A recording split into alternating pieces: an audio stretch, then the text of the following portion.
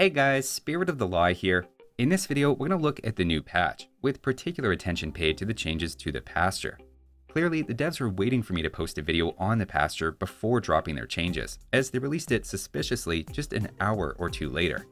In fairness, that video still lays out the argument for why the Khitan Pasture was previously so overpowered, though it remains to be seen if any of the major conclusions have changed. In that, I'd found Khitan farming was about 14% better than perfect farms before Wheelbarrow, and about 7% better after, which was really carried by their 10% extra drop-off bonus. Without that bonus, the Pasture looked, dare I say, downright balanced, being better than farms in the early game, but after that, pretty much on par with well-placed farms in the mid to late game. So what are the Pasture changes that they introduced? First, they took away the 10% drop-off bonus, which again I thought was the main underlying problem, and I would have left things there, but then seemingly went further, increasing the herder's walking distance and adjusting the herder gather rate. I'm not sure if the walking distance here refers to animals being farther away on average, or the yurt drop-off point being less forgiving, but walking more is a nerf, however it's done.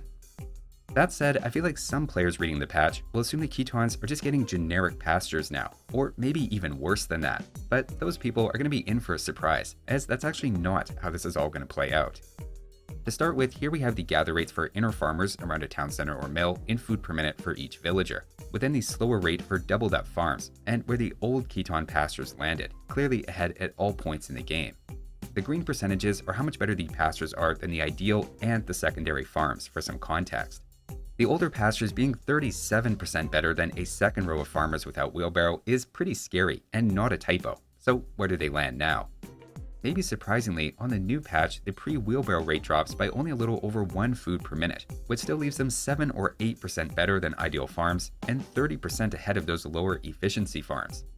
Adding in Wheelbarrow, they're still better than ideal farms, and in fact if we add in Handcart, they're basically indistinguishable after the change from before. So what's going on? Didn't they lose their bonus and have their walking distance increased? I admit I'm not sure how they're breaking the cap seemingly put in place by the pastures themselves, so that part I can't explain, but I have a partial explanation. A quick glance at the patch notes might have you take away they triple nerfed Khitans and dropped herder's gather rate, but that's actually been moved up from 0.42 to about 0.5 food per second. So a herder without walking has gone from the maximum potential of gathering about 25 to now 30 food per minute. Basically, they took away the 10% drop-off bonus Khitans had and just improved herders behind the scenes to mostly replicate the gather rate aspect of that bonus. Pastures weren't triple nerfed, they got one large nerf, one small nerf, and a big boost in herder collection speed to offset those changes. What's clear is they very intentionally want the Pasture to be better than farms, and explicitly say they want them to be 7% better than generic perfectly placed farms, down from the 12% advantage they were aiming for earlier.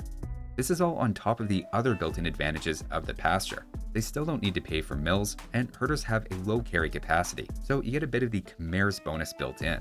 They're also just 100 wood for 2 villagers, so you get half the Tuden's farm discount in there as well. At least the food to wood ratio is now basically on par with farms.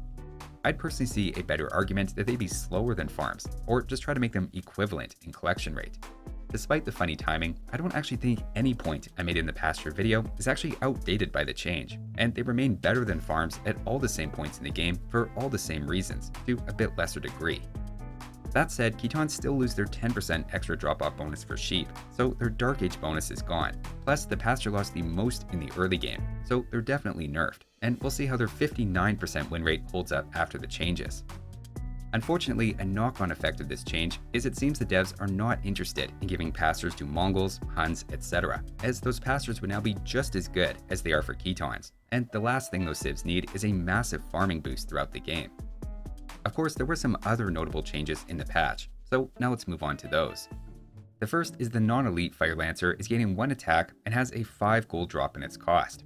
If you're still learning the newest units, these are for Chinese, Koreans, Vietnamese, Jurchens, and Khitans at the barracks. And for a sense of the impact of this change, previously in Castle Age, balanced resources with 18 Fire Lancers against 12 Knights ended with about 20% of the Fire Lancers' HP left.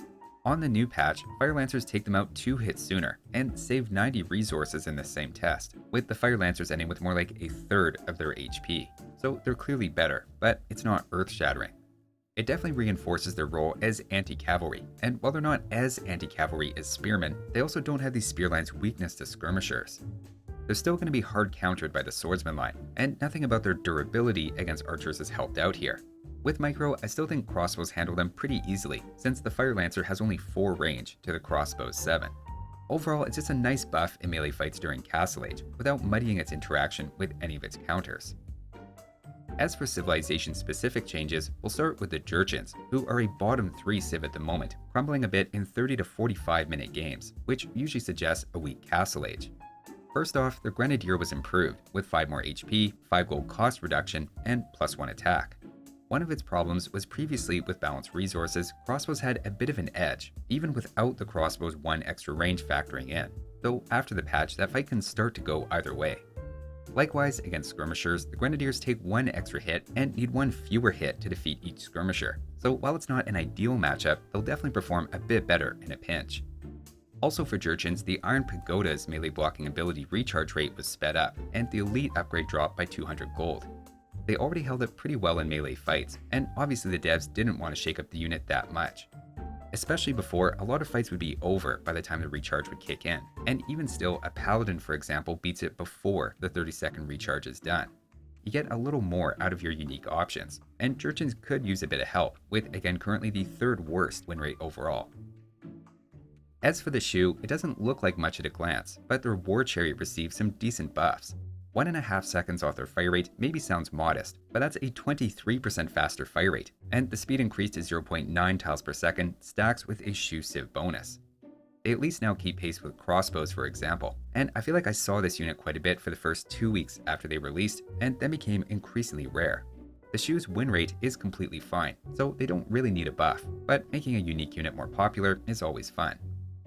Next up, the Wu for their part didn't receive any changes, and the devs seem happy to leave them at number 2 in win rate for the moment.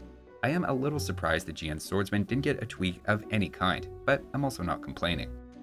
Instead, the final changes were for the Wei. They've had the lowest win rate of any civilization in quite a while, and maybe unsurprisingly received buffs across the board. Similar to Jurchens, it seems like the devs wanted to focus on what made the civ unique, and first off, the Xianbei Raider got quite a bit of love, increasing its attack, and having its charge attack now include a regular one along with it. For context, the charge attack in Castle Age now does 39 damage to a pikeman, with the regular attack dealing just 9. Even against crossbows now though, the charge attack does 10, while the regular attack does 5, whereas previously those were 5 and 4 respectively, so the charge attack didn't really feel all that special. In Imperial Age, things get a little crazy against halberdiers now, dealing 51 damage on a charge attack when fully upgraded, and then 11 for regular attacks. Even against arbalesters though, it's still basically a double strength attack. The Wei's unique tech giving a passive food trickle for military units was then swapped so it only costs food and wood instead of gold. There aren't too many unique techs lacking a gold cost, but you can understand the hesitation to spend gold in a 1v1 for a food trickle, and why the change helps address that. At this point, if you can stay around 60 military units on average, that's 100 food per minute, which does add up, and now doesn't set you back any gold. Speaking of which, the Wei also gained gold shaft mining, along with, of course, a free villager when they researched that from a civ bonus.